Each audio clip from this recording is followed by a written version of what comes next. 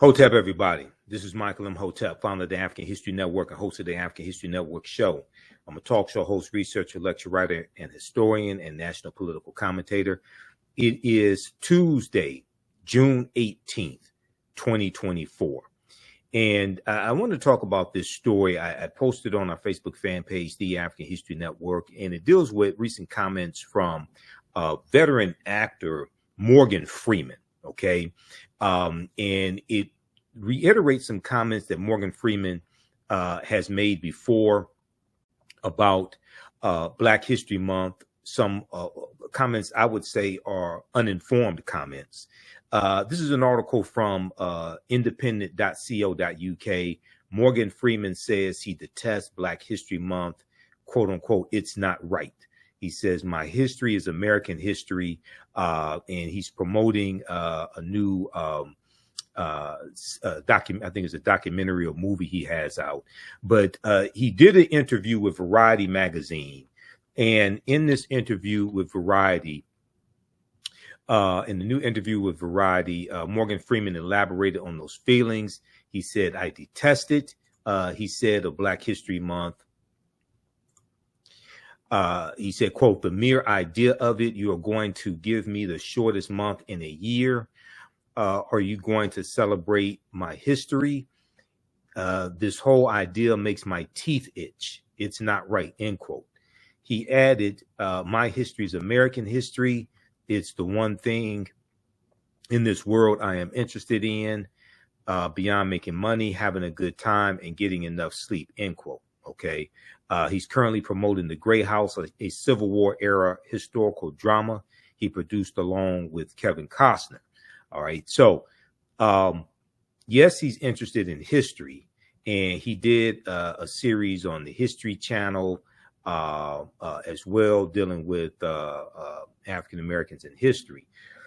But he's grossly wrong about Black History Month, African American History Month, which was created in 1926 by Dr. Carter G. Woodson, okay, who co-founded the Association for the Study of African American Life and History, September 9th, 1915. So these comments here are similar to comments Morgan Freeman made in 2006 in the interview with Mike Wallace for 60 Minutes. If we just look at this briefly, and then what I'm going to do is on March 31st, 2024, I interviewed one of my friends and fellow historians, Professor Manu Ampim. Okay. And Professor Manu Ampim, we talked about a number of different topics. And the main topic was dealing with the history of African civilizations. But we also talked about Dr. Carter G. Woodson, in the father of Black history, and we talked about African American History Month, Black History Month, and Dr. Woodson's work dealing with African history also. Okay, so I'm going to play that interview next for you, an excerpt of that interview what we did with Dr. Carter G. Woodson. But there's a total misunderstanding of this history. First of all, Black History Month was never designed to be the only time of the year we celebrate our history. Okay.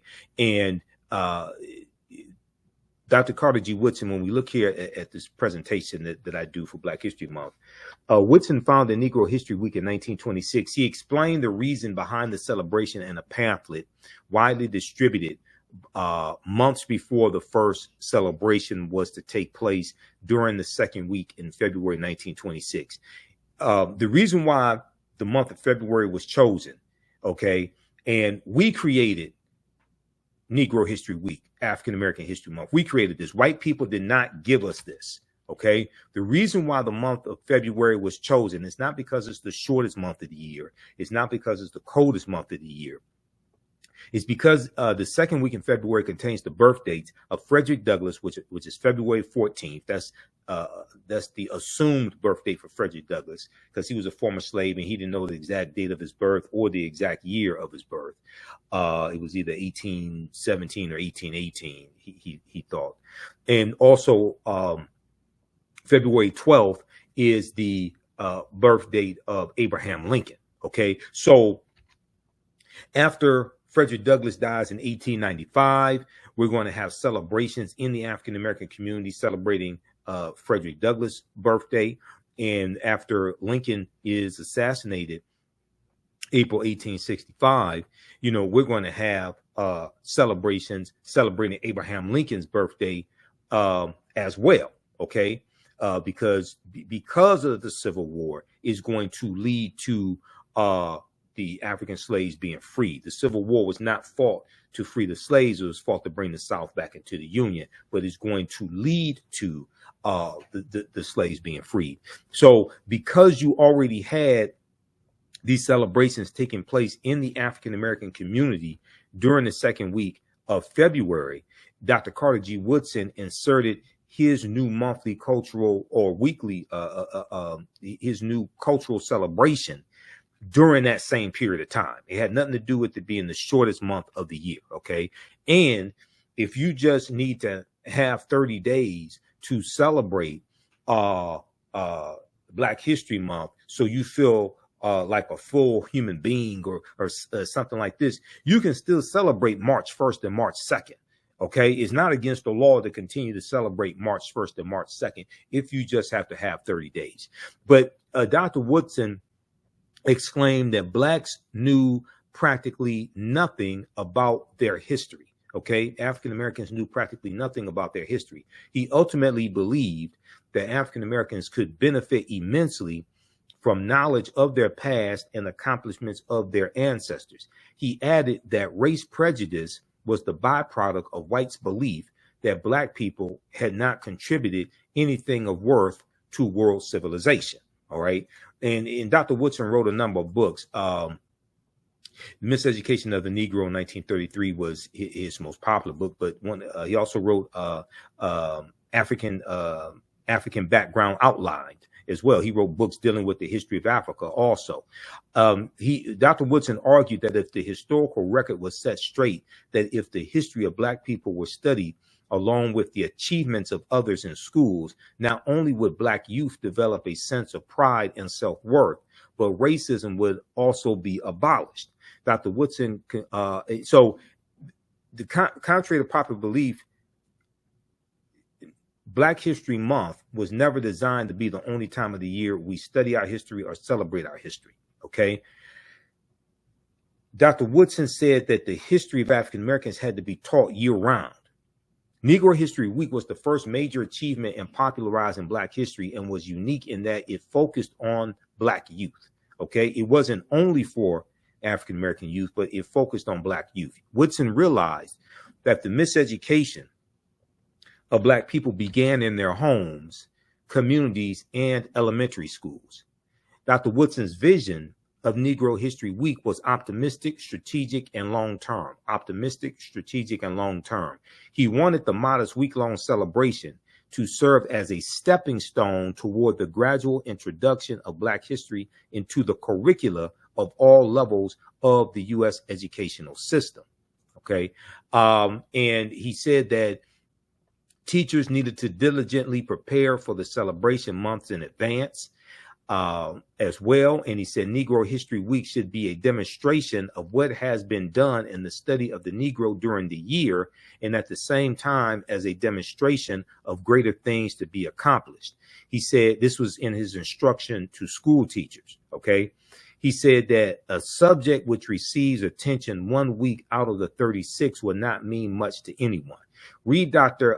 Peril Dagbovi's fantastic book on Dr. Carter G. Woodson called Carter G. Woodson in Washington, D.C., the father of Black history. Okay, so there's a lot of just gross, total misunderstanding of African American History Month. And in the segment from the interview I did with historian Professor Manu Ampim, professor at Contra Costa College, Professor Manu Ampim talks about moving to African Heritage Month as well. And he talks about how a lot of African Americans are afraid of embracing African culture, African history. And he also has criticisms for ASALH Today, Association for the Study of African American Life and History, which is the organization that Dr. Carter G. Woodson co-founded September 9th, 1915. Before we go to the excerpt of the interview I did with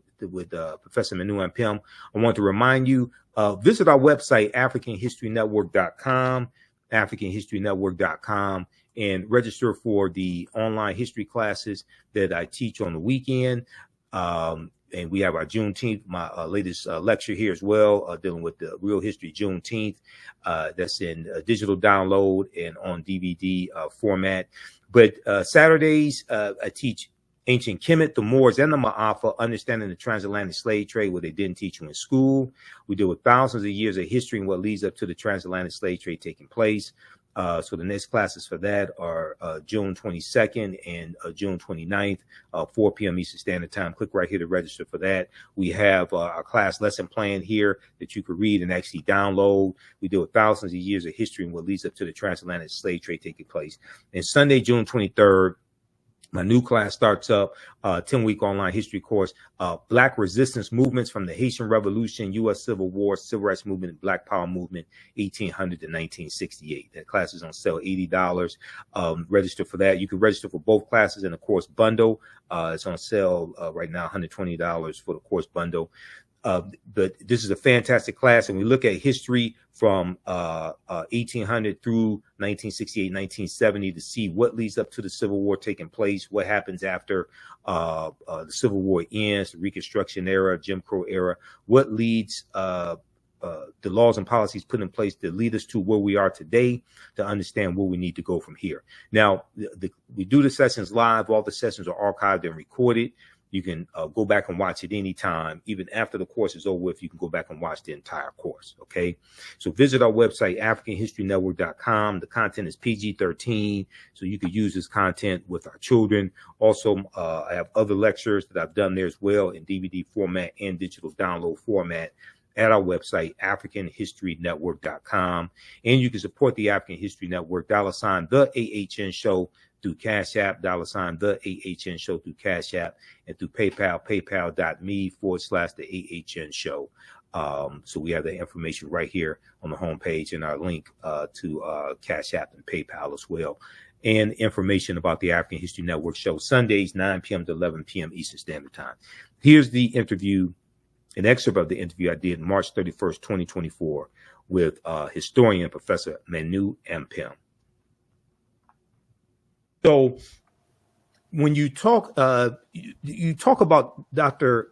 Carter G. Woodson in your book as well, and you in the broadcast that you did December 15th, 2023, you talked about how Dr. Carter G. Woodson is left out of the conversation dealing with African history, African culture, things of this nature. But his last two books dealt with African history.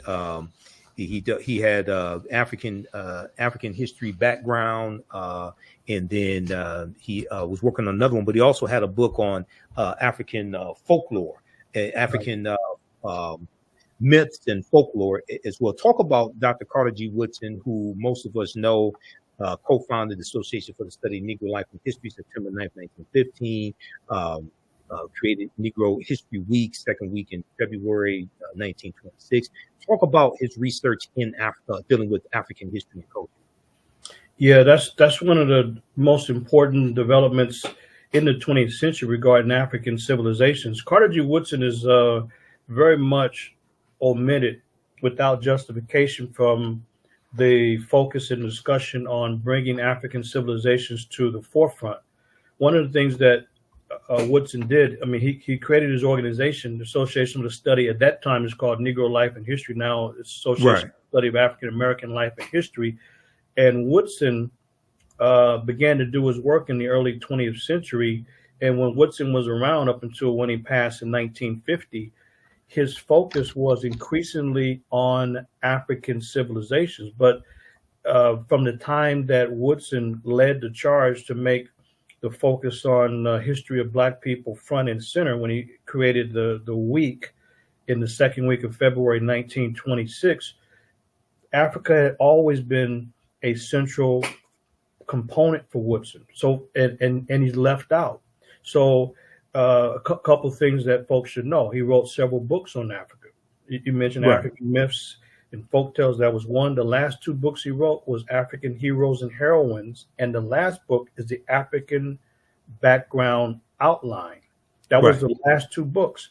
Not only that, but the last three articles written by the great scholar who passed in 1950. The Right. last three articles written by Woodson was a article series simply called Egypt, a 3-part series, and it was called Egypt because for Woodson, the mission was to bring back the missing pages, the missing chapters, and the missing volumes of the Black contribution to U.S. and world history. So for Woodson, this was unacceptable that Black people had been written out of the story of U.S. and world history and contributions. So for him, it was to establish our humanity. So when Woodson is focusing on in his essays and his books and his presentations to his organization, when he's arguing that there has to be the missing pages put back into the story, he's not just talking about the experience here in the U.S. He's looking at a global experience. When he says world history, he means just that. But so when Woodson was around, not only is he writing about African civilizations in his articles, his essays, and his books, but even the theme of the organization. You look at the organizational themes, and you see a number of themes during the lifetime of Woodson dealing specifically with Africa. Since that Right. time, the organization's moved away from Woodson's position on Africa. And the problem is that people don't even know. If they look at the journal the journal, now it's a Journal of African American Life and History, but the Journal of Negro History, Negro history. when that was founded in 1916, the very first issue is dealing with Africa. And not only that, but he has a team of writers who are focusing on Africa. So they from the very first issue of the journal, volume 1, number 1, there's several articles dealing with Africa, and they constantly did book reviews, and they're on Africa, not only from the first issue of the volume of the journal all the way through. But not only that, but even the bulletin. Later on, they created the bulletin of then it was called Bulletin of Negro History. Now it's a Bulletin of the Black History Bulletin. But in 1937, the very first issue, Woodson, as the editor, he has a big old picture of Africa on page 6, a big old picture on the very first issue. And in fact, all the way through, there is focus on Africa, and this gets left out of the scholarly discussion. And when scholars are looking at the Black history movement, they leave out Woodson and his unique focus on African civilizations. Like, for example, let me just give one example of what gets left out. So in March of 1939, the so-called Negro History Bulletin, which was designed and focused on for teachers, so that teachers can teach the students, this is what Woodson wrote. He says, sculpture reached its first, sorry, let me go to the title. The title is The Negro in Art, From Africa to America. And this is the March 1939 issue, volume 2, number 6. And this is what Woodson writes. He says, sculpture reached its first high level in ancient times under the Egyptians. The Sphinx near the pyramids of Giza, the temple at Luxor, the rock temple at Abu Simbel, and the obelisk show the greatness of Egyptian architecture and sculpture. And so he's claiming Egypt or Kemet as an African civilization, but he's writing articles all the way through. He's reviewing books like Lorenzo Turner on Africanisms in the Gullah dialect, and Woodson's reviewing the books like that because Africa was front and center for Woodson. There's not a time that Woodson was not writing articles and or books about Africa, or his organization having themes dealing specifically with Africa. What Osla has done, and you mentioned Daryl Scott, he's one of the last persons defending Woodson when Woodson said that self-publishing is self-defense. And so what the organization has done, they've left out Woodson's work on Africa, not because it's not there, because they're uncomfortable. So Professor Scott, Dr. Scott, he was arguing that how in the world could you disregard the work of Woodson when he established in 1922 the Associated Publishers. He said that Associated Publishers Inc. Yep, the publishing company. 1922. And so the thing is that Woodson said that nobody can edit and change your work if you're publishing yourself. So that's why for him, he can say whatever he wanted to say. Like you had the great book there, The Miseducation. He was able to say what he wanted to say, when he wanted to say it, and who he wanted to say it to. But what the organization did is decide to disrespect the tradition, disrespect Woodson. And now if you want to get the journal, you got to go through the University of Chicago. And Dr. Scott was one of the last battlers to say, this doesn't make sense. This is not Woodson. This is not Woodson's tradition. But guess what? Those folks are the one, and they may be listening. So what? Challenge the evidence. They're the ones uncomfortable with Africa. That's why they. I get that impression. I get that impression that many of them are uncomfortable with Africa.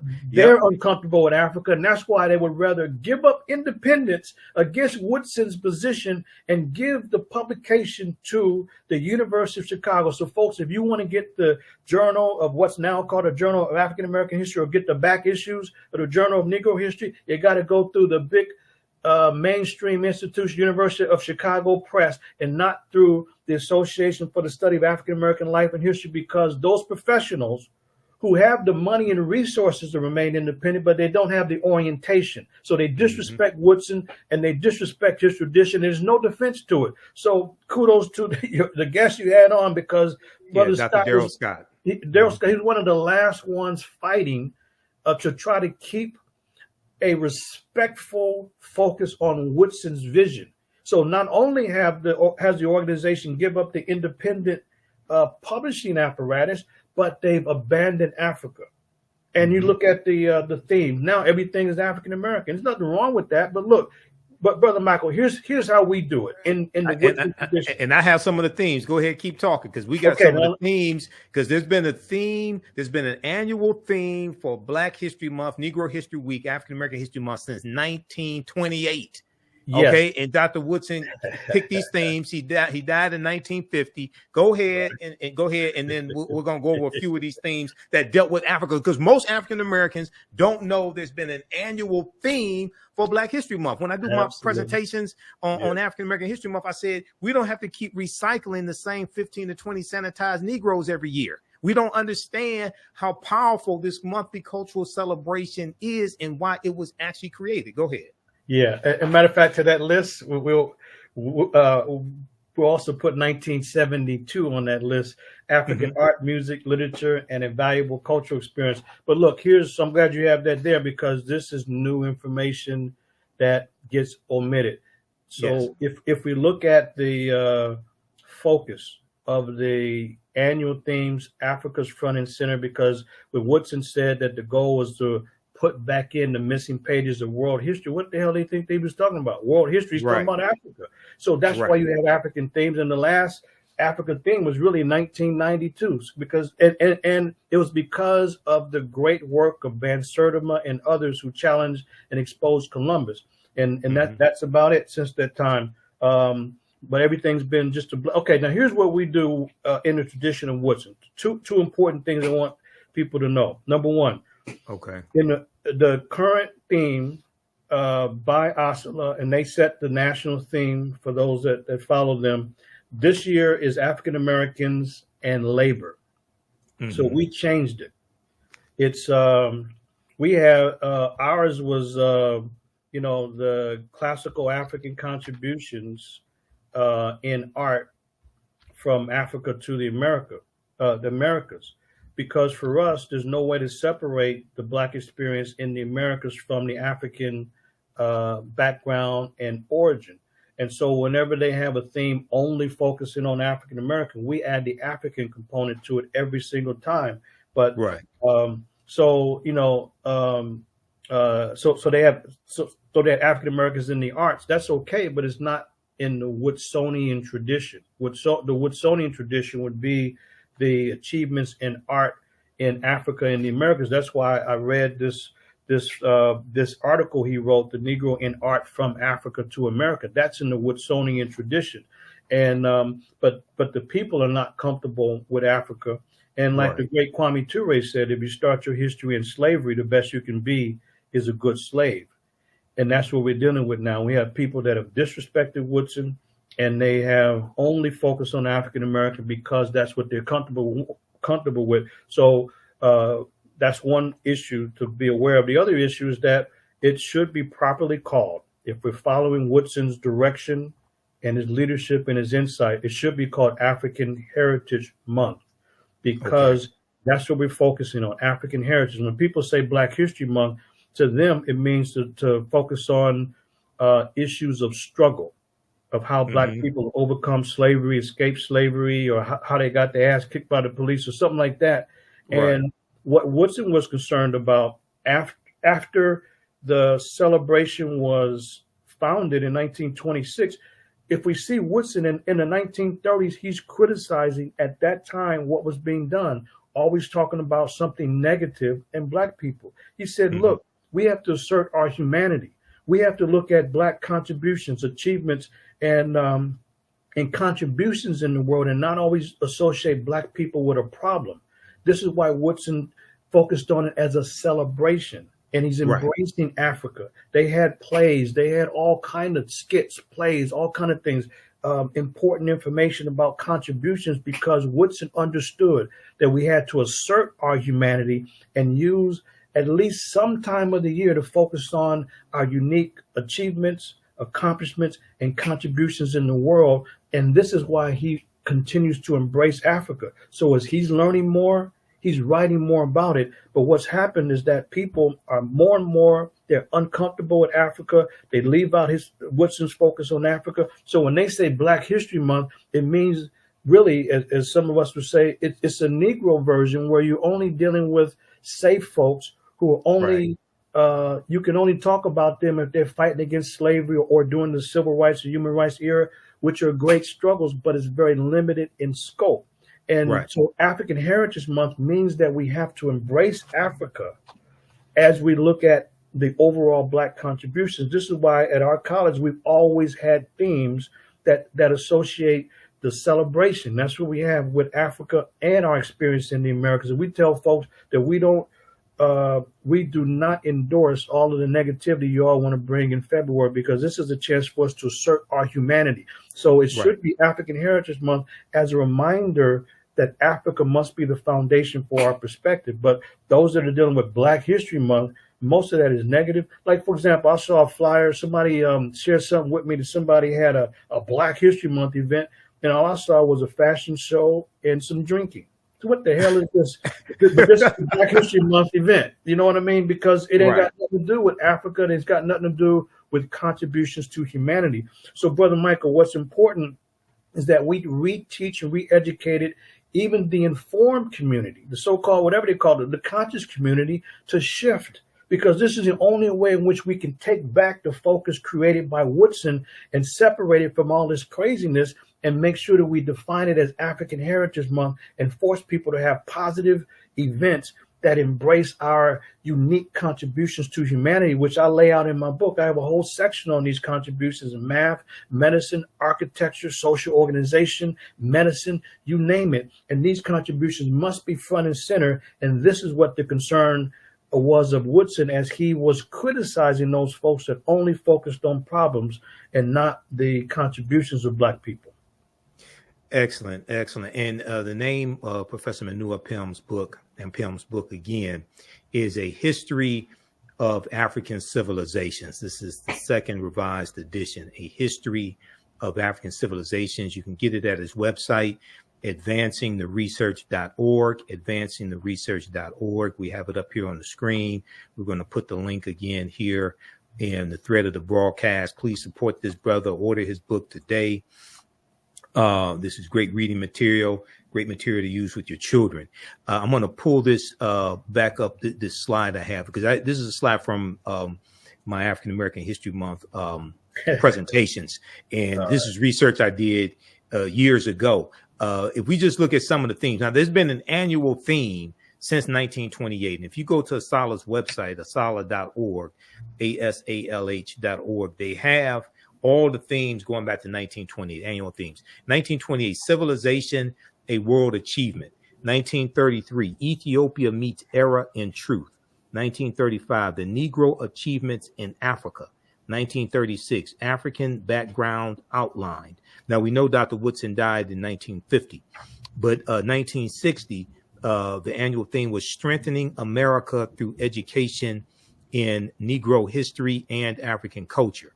I don't understand how you deal with Negro history and African culture, but okay.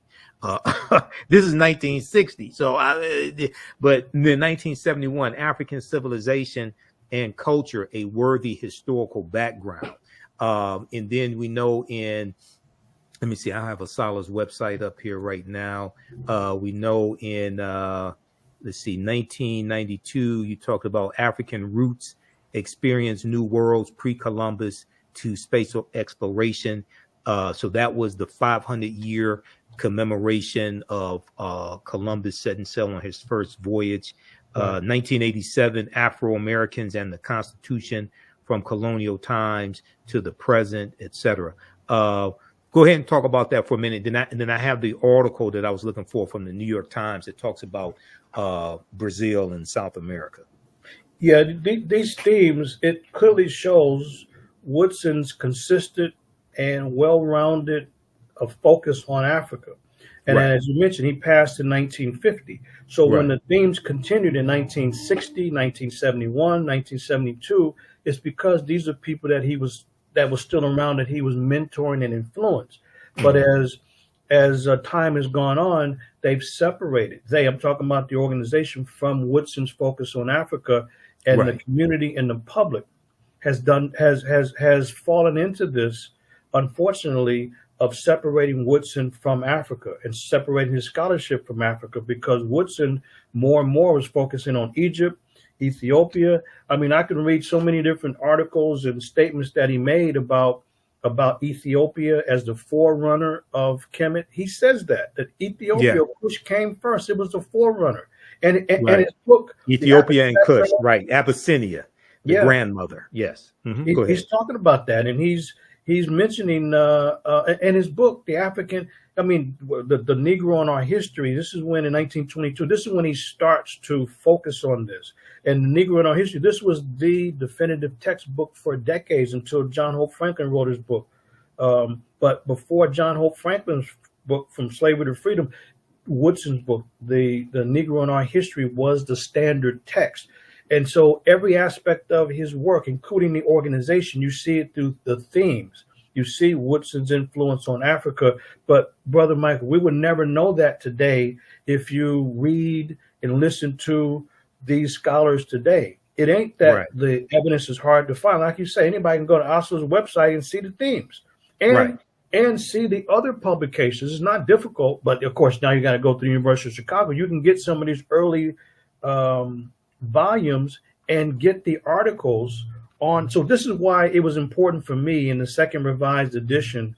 This is why it was important for me to expand the second edition and include a chapter on Woodson to blow up the myths and misinformation that is across the board. I mean, people who've read a lot, they know about the miseducation of the Negro, but there's a lot of other crucial and critical things that are not known about Woodson because we haven't read deeply enough, and scholars have carefully omitted Woodson's work on Africa. And that's why it's very important for me to get this information out. And when I've been doing presentations, people have been very surprised. Like for example, to show you Woodson's work, as he's the editor of the journal, so Journal of Negro History, Volume 1, Number 1, January 1916. Look, they have the first issue. This is what was impressive about Woodson. He wasn't writing alone. He had a team of writers that was making this contribution. So Monroe wrote a piece called The Passing Tradition and the African Civilization. This is the very first issue.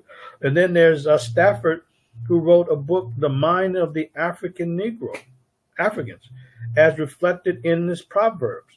Then there is, and then there's a book review, another book review, Negro Culture in West Africa. Mm-hmm. So you got this in the very first volume. Woodson pulls together a pool of writers to help support his writing and scholarship in the area. So it's a body of writers focusing on Africa in the very early period, over 100 years ago. And we would never know that until we pull up those themes, which are public. You don't even have to register and become a member to see that.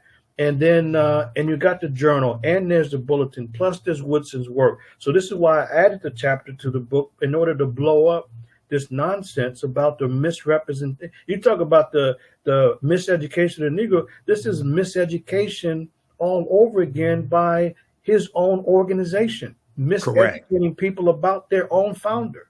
And I'll challenge anybody, because documentation beats conversation. Is right there. And, absolutely. And this is a key. And you know what? This is the second time in my research that I found this. The first was when I was shocked to see that the biggest file that Dr. King kept was his file on Africa and the African liberation movements. So here you got two 20th century giants, and people around them have totally misrepresented the record because they're not comfortable. And not because these men didn't focus on Africa, it's because the propagandists have decided to omit this information. That's why it's so crucial, brother, to challenge people and make sure that we begin to call it and conceive of it and execute February as African Heritage Month, to break away from the craziness around Black History Month, where you got nothing but superficial events that have nothing to do with Woodson, and we should not want any part of that. And just to give people example, if they don't know what I'm talking about, they had an event at UC Berkeley out here a few years ago. It was some black guy. He had apparently success at getting some white nationalists out of the KKK. So that became a Black History Month event to show his success in getting some white supremacists out of the KKK. And they put that on our website at the college. Somebody told me about it. I said, you know what? You got a few minutes to take that nonsense down. So we don't support that. How in the hell does this become a part of our sacred celebration? You know, it's about achievements, accomplishments and contributions in the world, and to assert our humanity and not deal with all of the negativity that we hear and know about and learn about all the time. We cannot always associate Black people with a problem, but that's why I'm focusing on it and really telling the community we got to break away and move forward in February in the Woodsonian tradition and embrace Africa. Exactly. And just so people know, Dr. Woodson chose the second week in February, not because February is the shortest month of the year, but because it contains the birth dates of Abraham Lincoln and Frederick Douglass, the assumed birth date of Douglass. Douglass didn't know his exact birthday, so he took the birth date of February 14th. Most of us know that as Valentine's Day. And then Abraham Lincoln's birthday, February 12th, because going back to when Frederick Douglass dies in 1895. Basically, each birthday after that, we had celebrations in our community for Frederick Douglass. And then also there were celebrations that we had in our community for Abraham Lincoln's birthday as well, after, Lincoln's assassinated in 1865. So because those two, you already had those celebrations taking place in the African-American community, Dr. Woodson inserted this new cultural holiday, this new cultural celebration into that period. Okay, so that's why it's in February. It has nothing to do with February being the coldest month of the year, the shortest month of the year, and it's not something white people gave us either. Right. I hear this myth also. White people gave us the month of February. No, we took it. Okay, we created this. To the class. Visit our website, AfricanHistoryNetwork.com, AfricanHistoryNetwork.com. Scroll down past the first online course that I teach, Ancient Kemet, the Moors, and the Ma'afa, Understand the Transatlantic Slave Trade. You can still register for that class.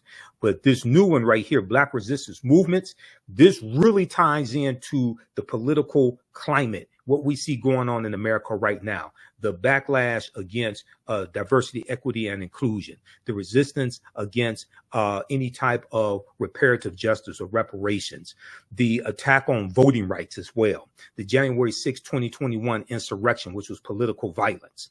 All of this is what we see. The seeds of all this during this period of time from 1800 to 1970. Okay, so this 10-week online course, Black Resistance Movements from the Haitian Revolution, U.S. Civil War, Civil Rights Movement, and Black Power Movement. You can register right here for it. Click right here, register for full course. It's on sale, $80.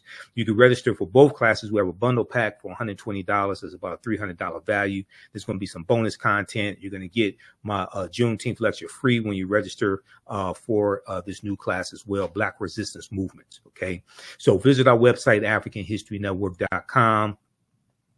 and register for it, and we'll see you in class. Hotep, everybody. This is Michael Imhotep, founder of the African History Network and host of the African History Network show. It is Sunday, June 23rd, 2024, and we are live.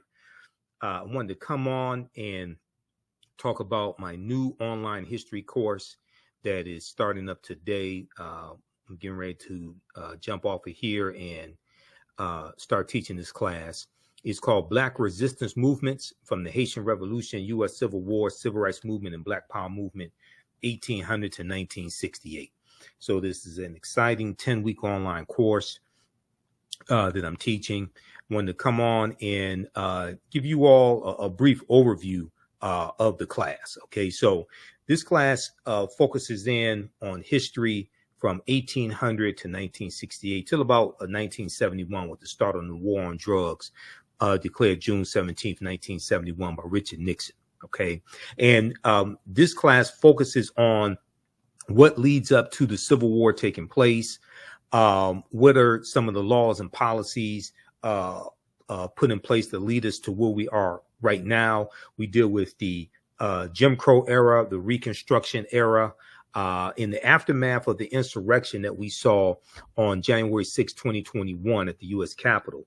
Many leading historians drew parallels between the violence that we saw January 6, 2021 and the Reconstruction era, which is from 1865 to 1877. Okay, the Reconstruction era, right after slavery ended. The period of political revolution directly following the American Civil War. This was the Reconstruction era, and is going to be partly because of political violence that brings about an end to the Reconstruction era. And we also know that we have the Compromise of 1877 as well, where Rutherford B. Hayes is declared president, the Republican, and he agrees to the Democrats' demands to remove the Union troops out of the South. Okay. Now, this 10-week online history course will analyze U.S. history primarily from the African-American perspective, beginning in the period 1800 to 1865. But one of the things that we're going to highlight in this class is Black resistance and how we fought back to white supremacy and racism. Okay. This course looks at different ways African Americans fought back against racism between 1800 to 1968. Your understanding of politics is directly related to your understanding of history. Your understanding of politics is directly related to your understanding of history. We'll analyze U.S. history primarily from the African American perspective, beginning with the Haitian Revolution, which is 1791 to 1804, and the Louisiana Purchase of 1803, because the Louisiana Purchase of 1803 and the Haitian Revolution, those two events are related. And we know that the Louisiana Purchase is going to double the size of the U.S. at the time. And the U.S. is going to get 828,000 square miles of land from France. And one of the reasons why France sold this land is because France and Napoleon and were getting their behinds kicked by the Haitians in their colony of Saint Dominique that those Africans are going to call Haiti. Okay, and then we call it Haiti. And Haiti is the Arawak word for that island nation of Haiti. Okay, this is where that comes from, Haiti. And we talked about this in my class, the class that I taught yesterday, Ancient Kemet, the Moors, and the Ma'afa, Understanding the Transatlantic Slave Trade, what they didn't teach you in school. That Haiti is an indigenous Arawak word, which means mountainous land, mountainous land. So we're going to deal with this history, and then you could trace that history of the island of Hispaniola, or what Christopher Columbus called La Isla Española, the Spanish island, and the word is anglicized to Hispaniola. And the island of Hispaniola is where you have the Dominican Republic and the Spanish colony of Santo Domingo, which the French take over that Spanish colony of Santo Domingo in 1697 and call it Saint Dominique, and that's where Haiti is today. Okay, so when we look at this history, even though we're looking at history from 1800 to 1968, we can trace this history back to the Moors going into the Iberian Peninsula, today known as Spain and Portugal, in 711 AD, and what happens after that. Because we know it's August 3rd, 1492, that Columbus set sail on the Nina, the Pinta, and the Santa Maria, and he's financed by Spain and King Ferdinand and Queen Isabella. We know on August 2nd, 1492, Spain expels the Sephardim, the Sephardic Jews, and we know on January 2nd, 1492, during the Spanish-Grenadian Wars, the Moors lose control of their last stronghold in Spain, which was Grenada. Okay, so we see a chronology of all of this history. And then we see the Louisiana Purchase, which doubles the territory of the United States. The U.S. is going to carve out about 15 states out of that land they get from France.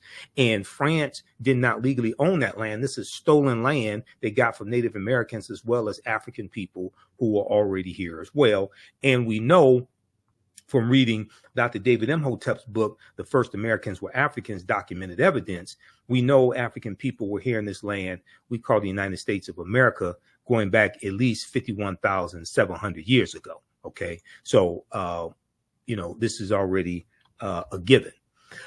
Okay, so what we're going to see here in this class is a chronology of this history and what leads to the U.S. Civil War taking place. We'll look at things like the Missouri Compromise of 1820, okay, the Kansas-Nebraska Act of 1854. And after we look at the Mexican-American War, 1846 to 1848.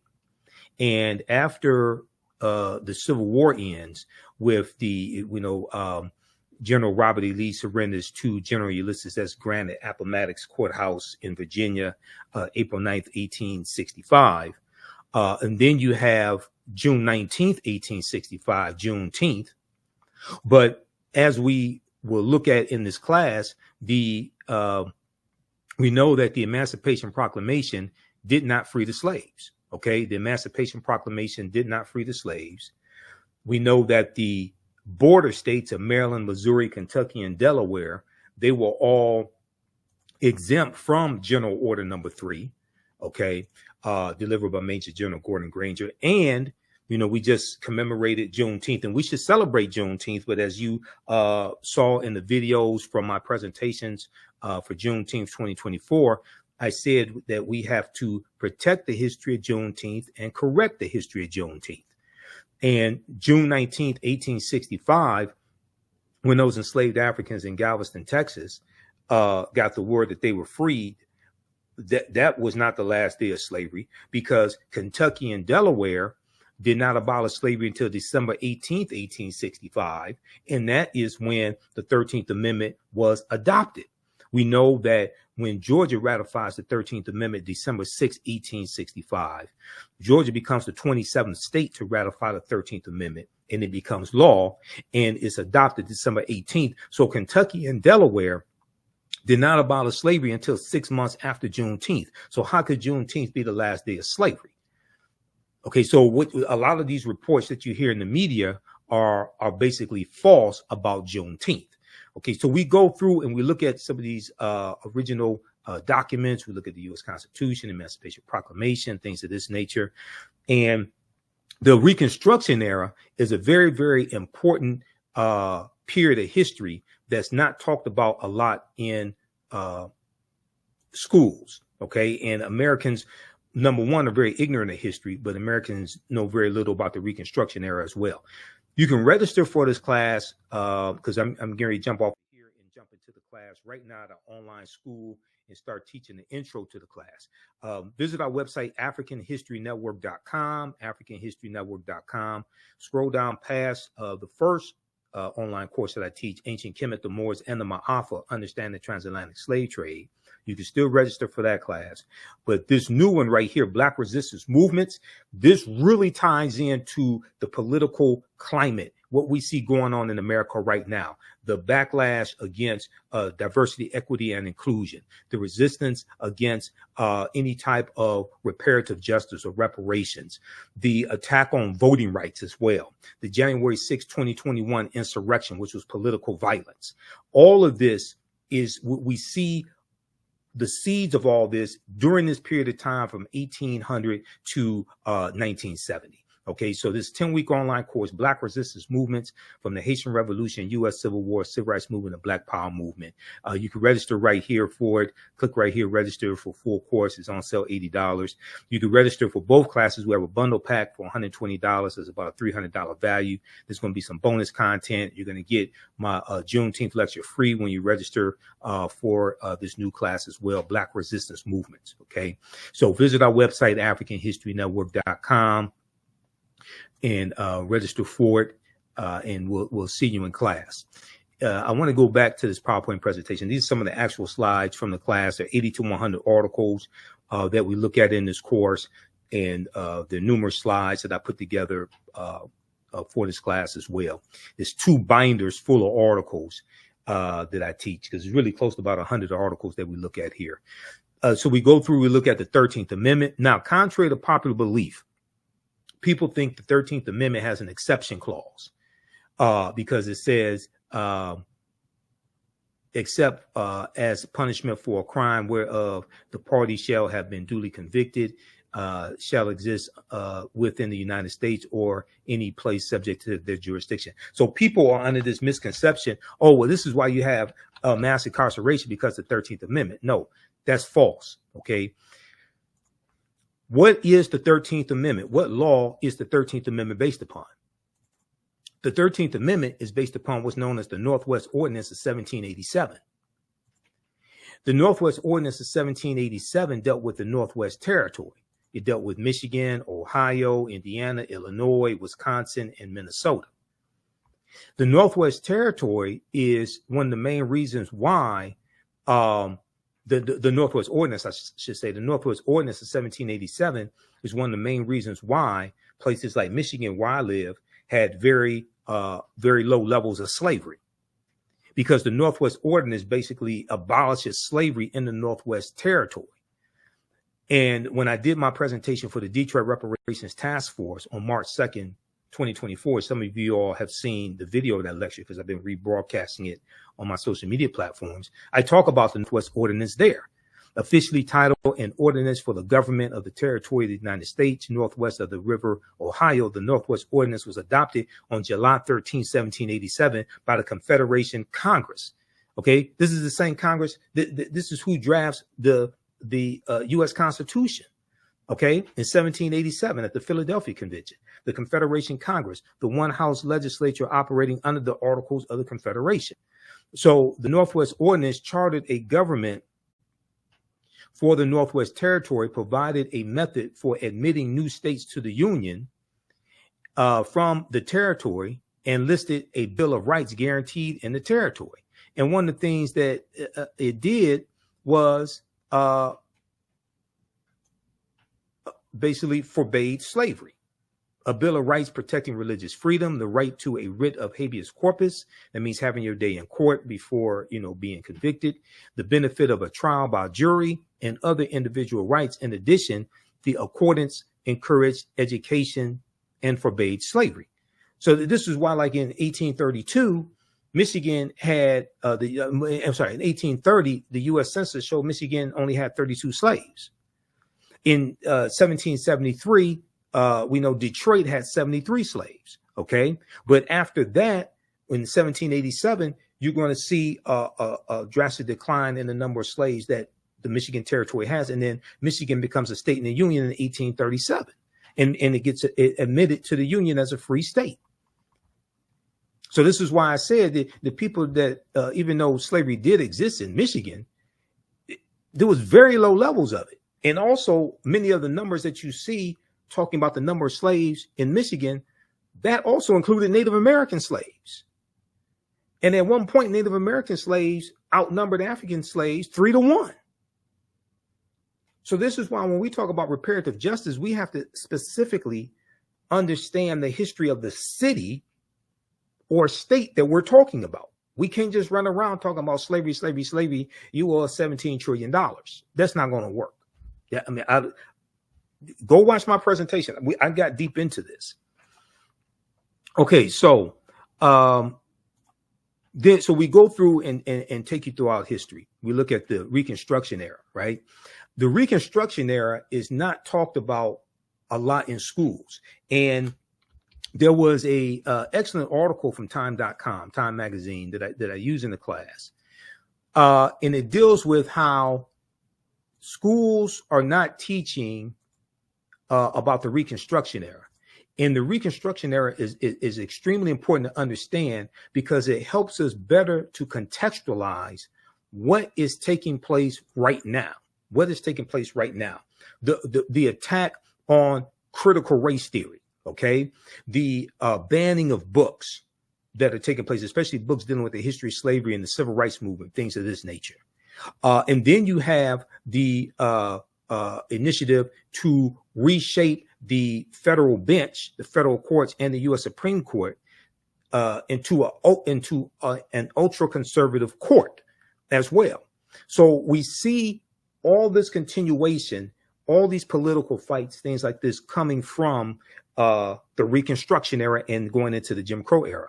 A new report finds that 45 states are failing to teach students about the period that shaped race relations after the Civil War. Now, this is an excellent article from January 12, 2022 by Olivia B. Waxman for Time magazine. And this was basically a year and 6 days after the January 6, 2021 insurrection. In this article, it says in the aftermath of the insurrection a year ago at the U.S. Capitol, many leading historians drew parallels between the violence that we saw January 6, 2021 and the Reconstruction era, the period of political revolution directly following the American U.S. Civil War. So Civil War is 1861 to 1865. Quote, now, Eric Foner is one of the top historians when it comes to the Reconstruction era. Okay. Historian Eric Foner said, quote, the events we saw reminded me very much of the Reconstruction era.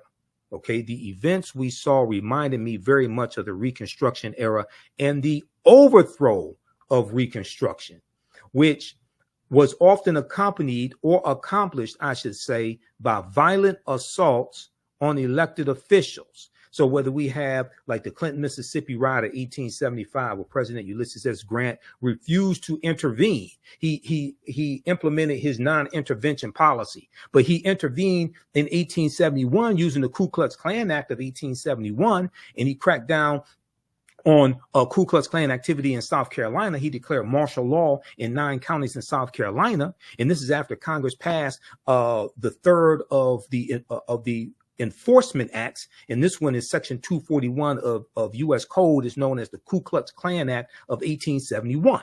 Okay, now Eric Foner is the author of the book Reconstruction, America's Unfinished Revolution, 1863 to 1877. He said this in an interview with the New Yorker magazine published a week after the January 6, 2021 insurrection.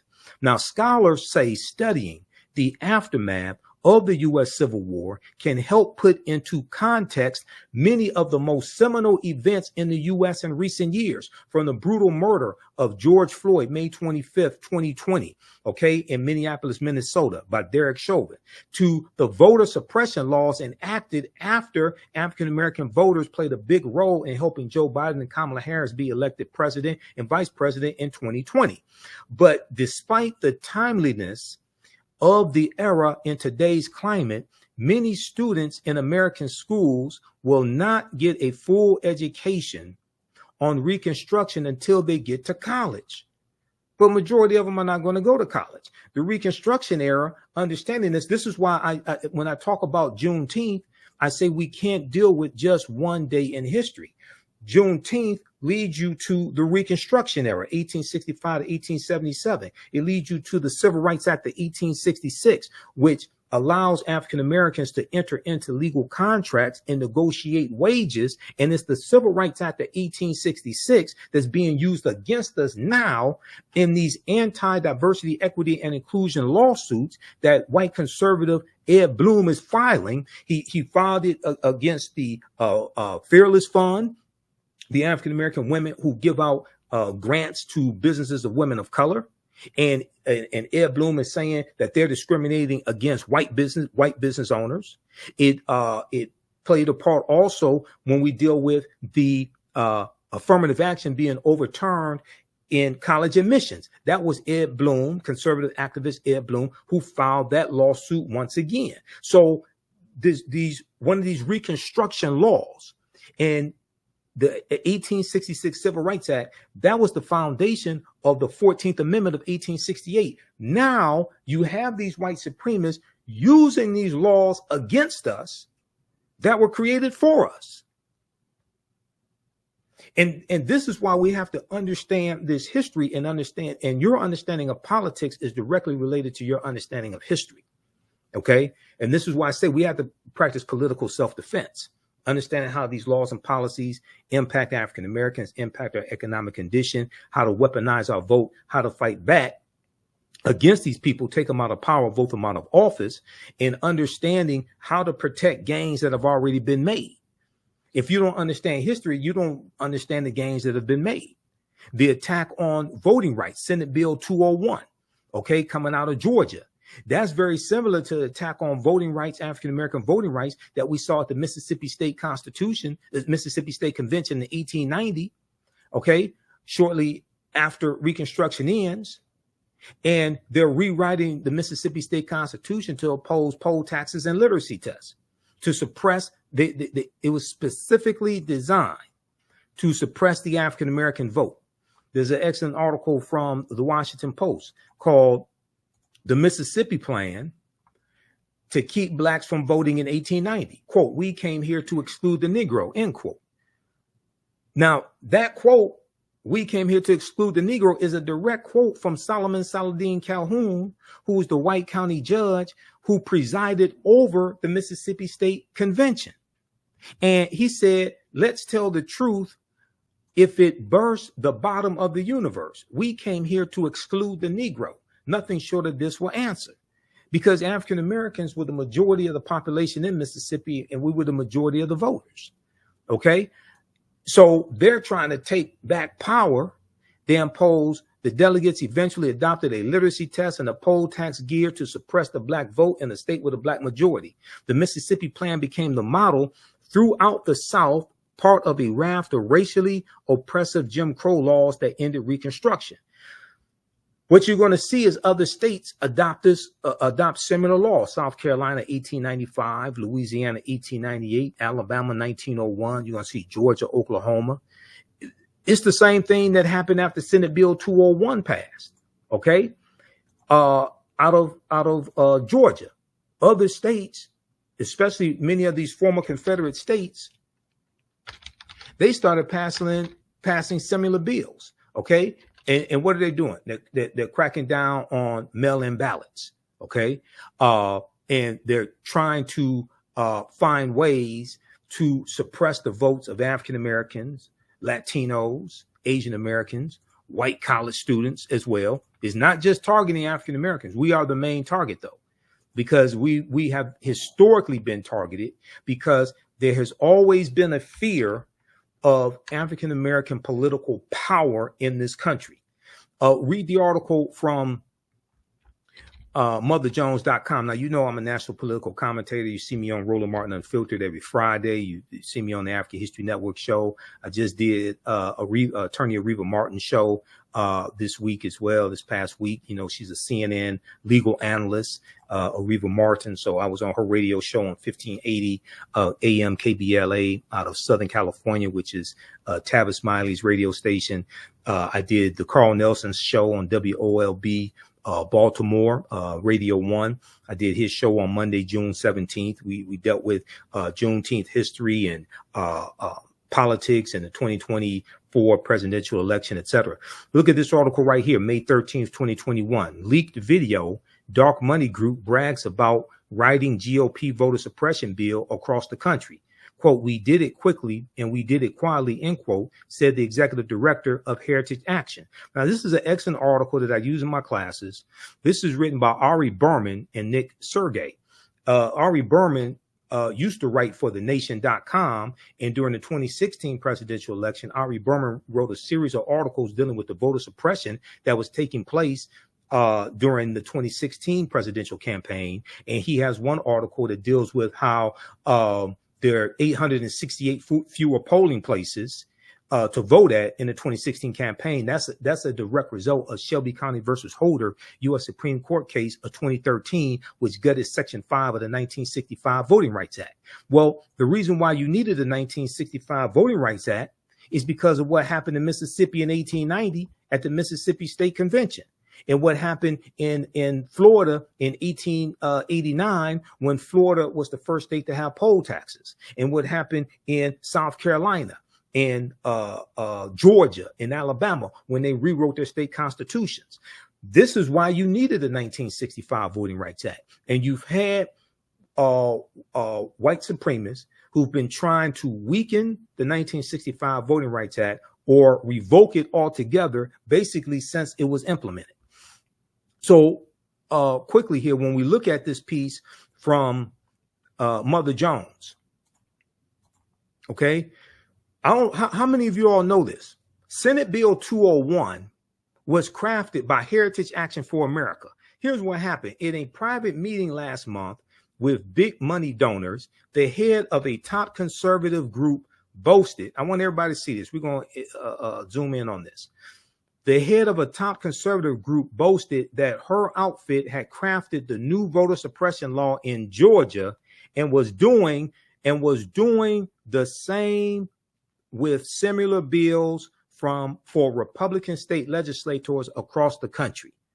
They did it with Senate Bill 201 in Georgia, and they did it with other similar bills in Republican state legislators across the country. Quote, in some cases, we actually draft them for them, end quote, she said, or we have a sentinel on our behalf, give them the model legislation so it has that grassroots from the bottom up type of vibe, end quote. The Georgia law had, quote, 8 key provisions that Heritage recommended. Jessica Anderson, the executive director of Heritage Action for America, a sister organization to the Heritage Foundation, told the foundation's donors at an April 22nd gathering in Tucson, Arizona, in a recording obtained by the watchdog group documented and shared with Mother Jones. Those included policies severely restricting mail ballot drop boxes, preventing election officials from sending absentee ballot request forms to voters, making it easier for partisan workers to monitor the polls, preventing the collection of mail ballots, and restricting the ability of counties to accept donations from nonprofit groups seeking to aid in election administration. Okay, now this law was signed into law by Georgia Governor Brian Kemp, and when he signed it, he was in a room with all white men. And he's sitting down at the desk, and above him is a painting of a slave plantation. Go research this when they did this, okay? But check this out. It gets deeper. Do you know who the Heritage Foundation is? The Heritage Foundation is an ultra right-wing conservative think tank, And they're the ones who engineered Project 2025. The Heritage Foundation. Have you heard about Project 2025?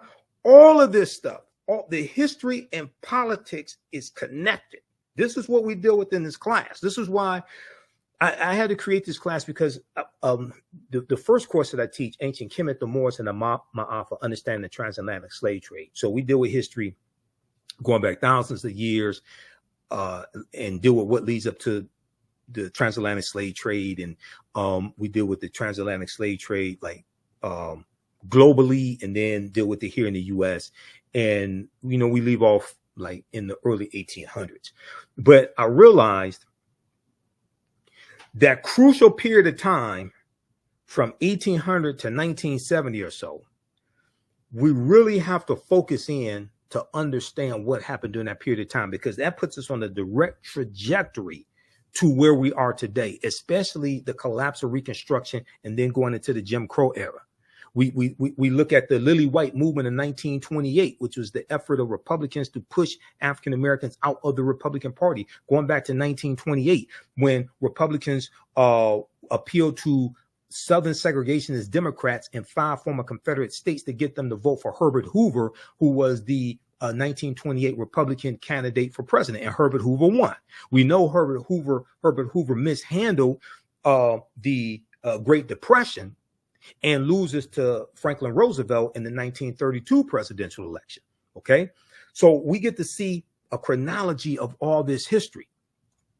But Project 2025, and you know, I talked about it when I was on Carl Nelson's show. We talked about it on. We've been talking about it on Roland Martin Unfiltered as well. But if you take a look at this, this is a 900 plus plan dealing with ultra right-wing policies that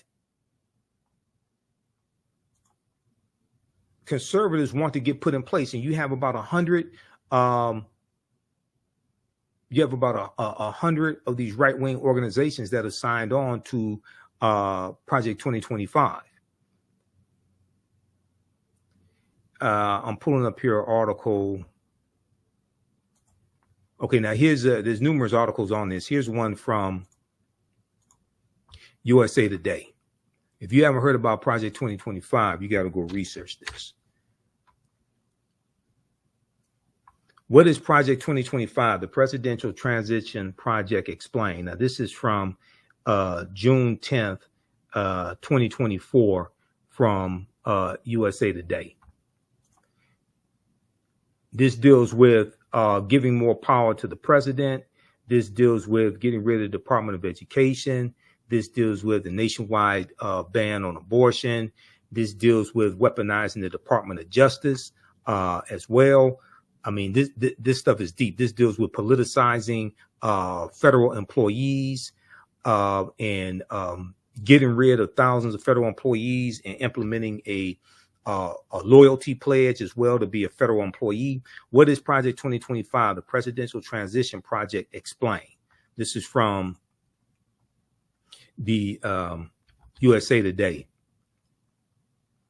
The detailed plan to dismantle and reconstruct the government laid out by conservative groups known as the 2025 Presidential Transition Project has critics up in arms over its apocalyptic and authoritarian nature. The Heritage Foundation, a conservative think tank in Washington, D.C., led an effort to create the more than 900-page Mandate for Leadership published in April 2023. So this is the type of planning these people are doing. Reimagining the executive branch, and presented a plan to overhaul several government agencies, including the FBI, for the country's next conservative president to follow. Now, the Heritage Foundation did something similar in 1980 with their Mandate for Leadership. And and that was a book in 1980 that contained 2,000 policies they wanted the Reagan administration to adopt. The Reagan administration adopted 60% of those policies in the first administration of Ronald Reagan. And these were a lot of anti-African-American policies. These policies calling for smaller government, attacking poverty programs, all different types of negative things like this. According to the project's website, the playbook provides a governing agenda and a lineup of people ready to implement it to, quote, rescue the country from the grip of the radical left. Rescue the country from the grip of the radical left. It includes a domestic and foreign policy agenda, a list of personnel, training, and a 180-day playbook. Read the rest of this here, dealing with Project 2025. Okay, there are numerous articles on this, and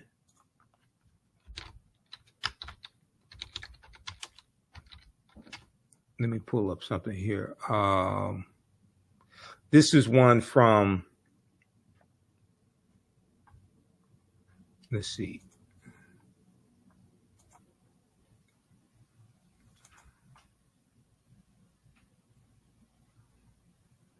This is one from hold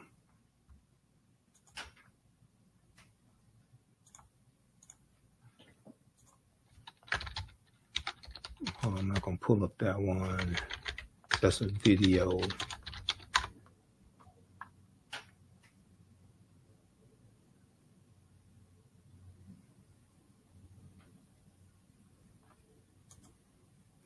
This is one from Newsweek.com.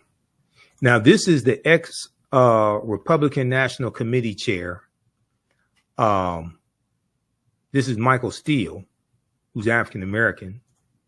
And he's confronting, so on the weekend on MSNBC, co-hosted by Michael Steele, they just had the guy who's the head of the Heritage Foundation on the show. They had him on this weekend. It was Saturday. They had him on Saturday, June 22nd. Ex-RNC chair confronts Republican on Project 2025 plan to gut government, 2024. Michael Steele, former chairman of the Republican National Committee, confronted Kevin Roberts, president of the Heritage Foundation, on Saturday over Project 2025, a plan that includes firing up to 50,000 federal government workers. A plan that includes firing up to 50,000 federal government workers. Now, African Americans make up 18.4% of the 370,000 federal employees. So when you talk about firing 50,000 federal government workers, you're talking about firing a lot of African Americans. In August 2023, conservative think tank, the Heritage Foundation, in collaboration with other right-leaning groups, published its Project 2025. According to its official website, the project aims to pave the way for an effective conservative administration by using a policy agenda, personnel, training, and a 180-day playbook should the GOP win the 2024 election, should Donald Trump win. This is what they're saying. Proposals include reintroducing legislation making it easier to fire federal employees, prosecution for distributing abortion pills by mail, and abolishing recently established diversity, equity, and inclusion DEI initiatives at the Department of Defense. However, one of the most significant proposals is a plan to reintroduce Schedule F, a Trump-era executive order rescinded by President Joe Biden. Okay, research Schedule F. The Schedule F employees, rescinded by President Joe Biden, that would see tens of thousands of federal workers reclassified, making them easier to fire. Once again, African Americans are 18.4% of federal employees.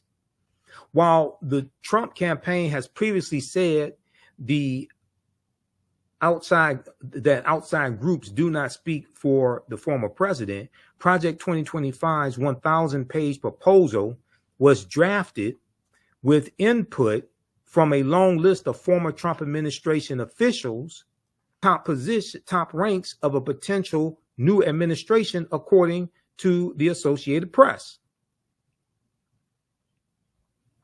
Newsweek has reached out to Trump's campaign via email for comment. Now, during Saturday's MSNBC's The Weekend, former RNC chair Michael Steele, who is African-American and the co-host of the program, he discussed the specific proposal of replacing federal workers, asking Kevin Roberts, a Republican, and the head of the Heritage Foundation about who will be replacing them, Quote, talk to us about what that looks like if Heritage is calling for removing 50,000 federal employees. Who are you replacing them with, and where do they come from? I suspect a lot of those people you are talking about have been in the federal service for a long time and served not just Republican administrations, but also Democratic administrations, Michael Steele said.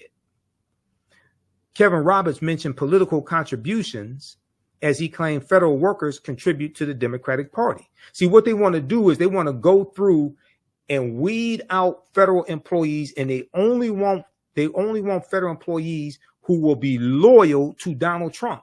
And that's not how federal employees work. Federal employees are not loyal to a president. They are employees that serve the country. They stay there for 20, 30, 40 years. They serve many presidents. They're not there to serve a president. What I mean is they serve under many presidents. They're not there to serve a president. They're there to serve the country, but they work under many presidential administrations.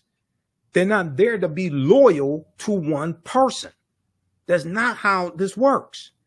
Quote, they have, and 95% of them who give political contributions give them to the Democratic Party. Kevin Roberts said, the head of the Heritage Foundation, they can donate to whoever they want to.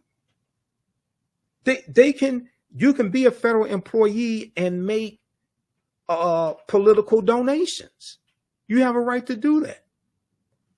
However, Michael Steele interjected and asked, quote, so you're going to fire someone because they wrote a check to a Democratic candidate?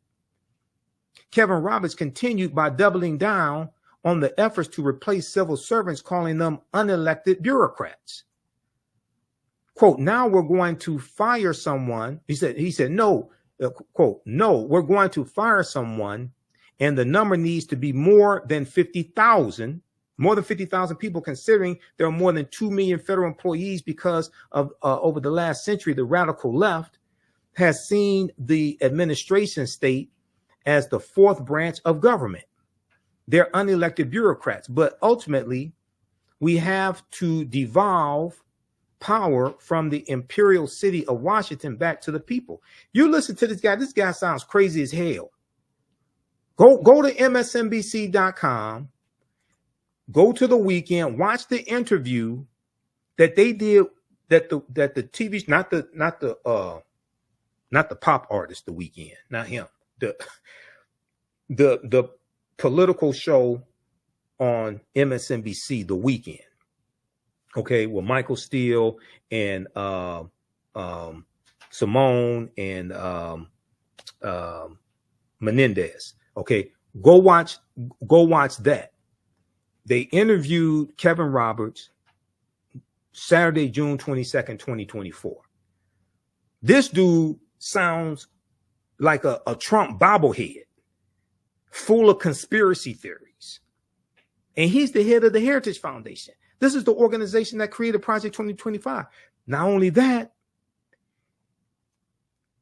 the 226 federal judges that Donald Trump got confirmed, and the 3 Supreme Court judges, those judges came from lists submitted to him from the Heritage Foundation and the Federalist Society.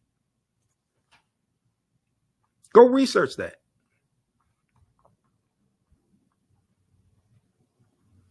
Okay, read the rest of this article here. This is how deep this is. Your understanding of politics is directly related to your understanding of history, because they both intersect.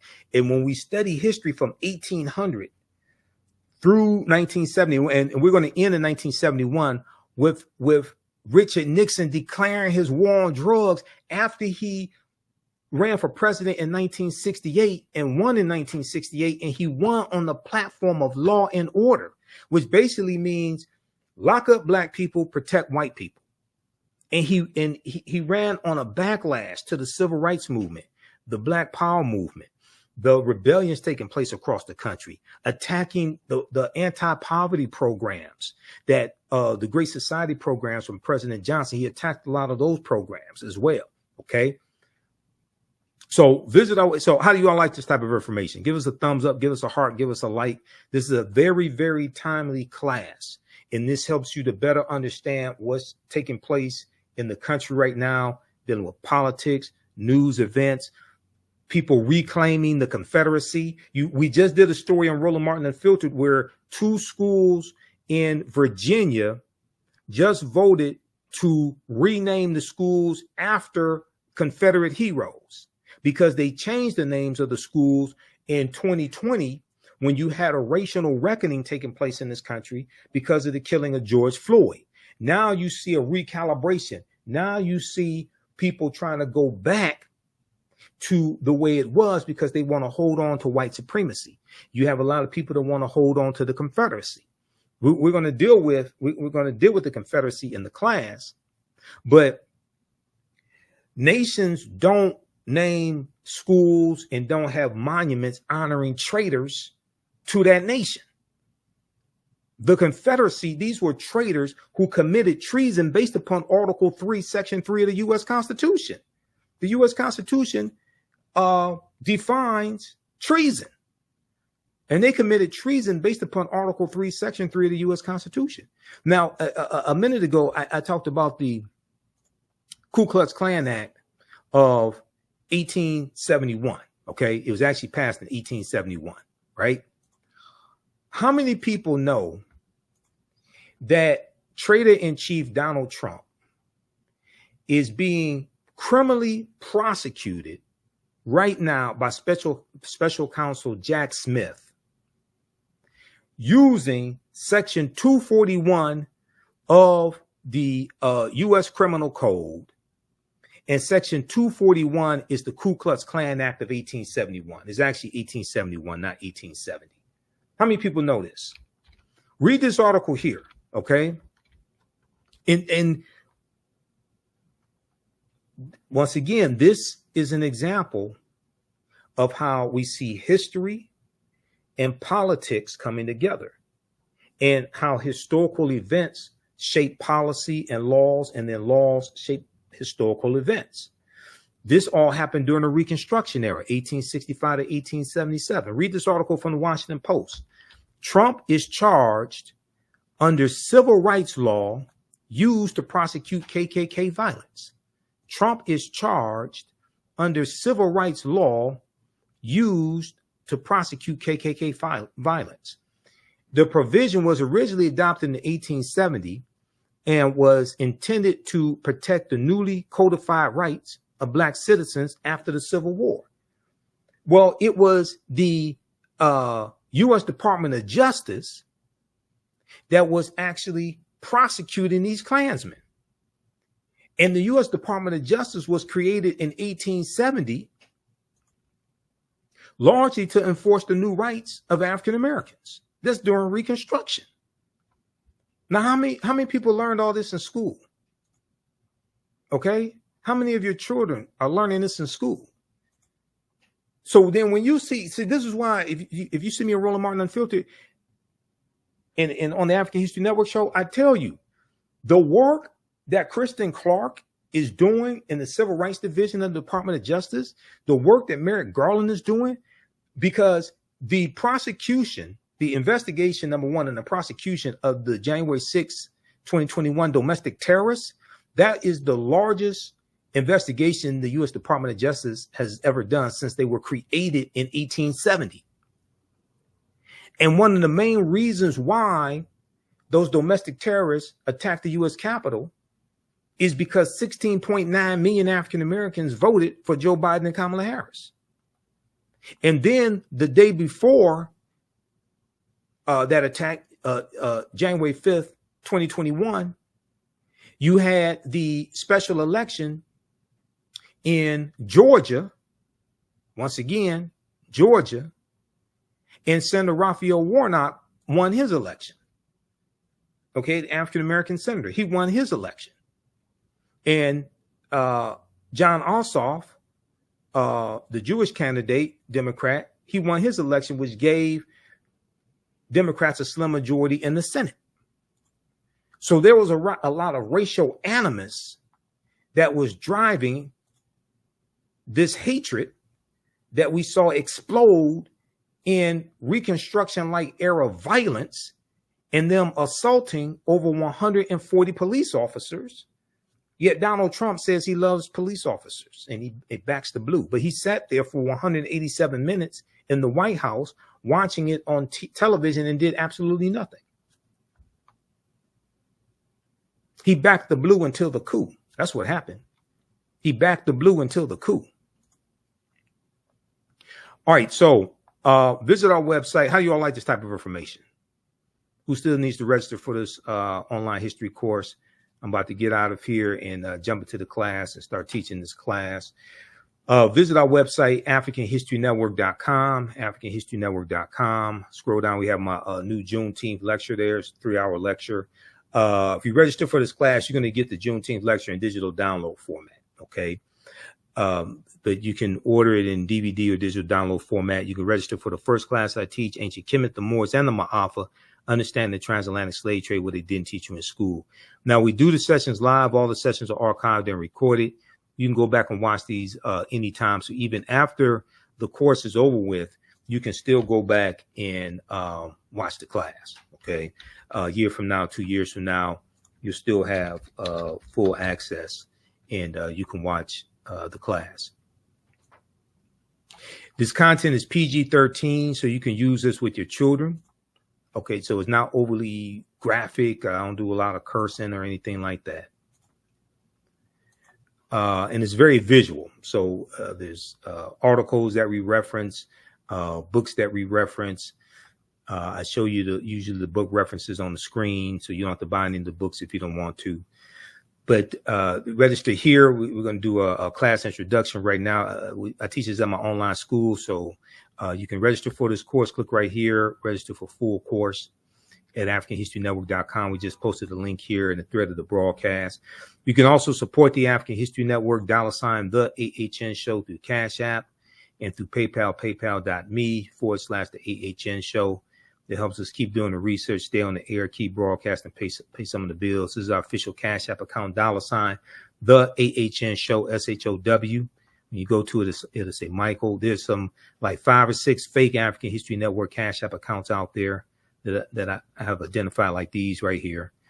Oh, and you can click on a Cash App link right here. Here's our QR code. Okay. And then here's our link for PayPal as well. This helps us keep doing the research, stay on the air, keep broadcasting, pay some of the bills, finance our Sunday night show, the African History Network show. I usually do that Sundays, 9 p.m. to 11 p.m. Eastern Standard Time on our social media platforms as well. All right, we have to get out of here. Hopefully you learned a lot today. You can email me through the website if you have any questions, AfricanHistoryNetwork.com. We'll see you in class. Remember, right now is corrects wrong behavior. What you do for yourself, what you do to yourself, and what you allow other people to do to you and get away with is based upon what you think about yourself. What you think about yourself is based upon what you have been taught about yourself. What you've been taught about yourself is based upon everything you've read, heard, and seen about yourself. So when you control the radius of a man or woman's thoughts, you can control the circumference of his or her actions, because the mind can't do or teach what it doesn't know. And your understanding of politics is directly related to your understanding of history. Okay, so we'll see you in class. Listen to the African History Network show. And Wakanda, right now is correct wrong behavior. It's not over till we win. Wakanda forever.